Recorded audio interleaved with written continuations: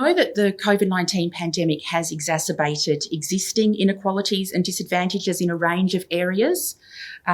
So, for example, people who are in insecure work have been hardest hit by the economic impacts of the pandemic, and that's affected women disproportionately because they're more likely to be in those roles that are insecure.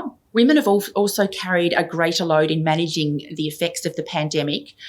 They've performed more than their share of the frontline healthcare and also caring for people in domestic settings as well. So kids who are off school, people who've fallen ill, and older people who've needed to shelter in place and be protected from the virus. So these impacts just continue to reduce the resources, including time, which women have, and the energy to engage in political processes and decision making. So it's just another barrier that goes up that prevents them from engaging as they might like to.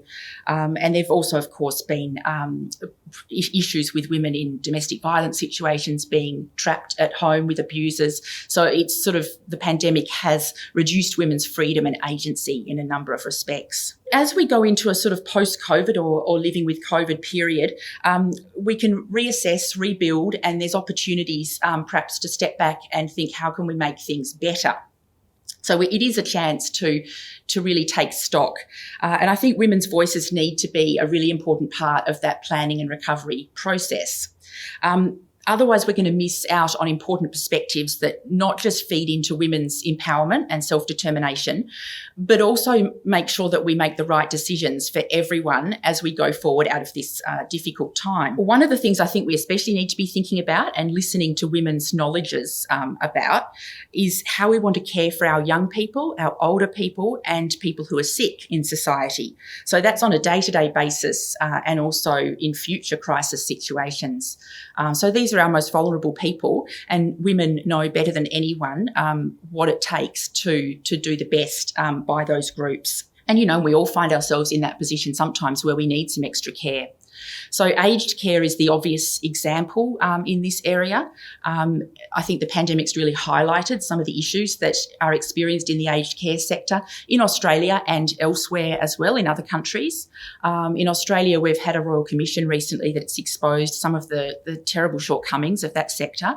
It's been very hard hit during the pandemic, and now there's issues around staffing with a freeze on migration in Australia. So lots of issues going on there. It's a sector that has been undervalued for a long time, as with other areas like disability support and childcare.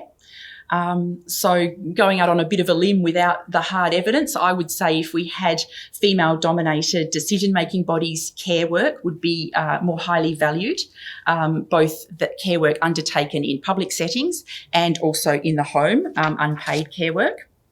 I think those things would be better recognised if we had more of a female influence in decision-making. One of the other opportunities that's emerging from the pandemic is to introduce more flexibility into workplace practices, and this could, of course, help facilitate greater participation by women.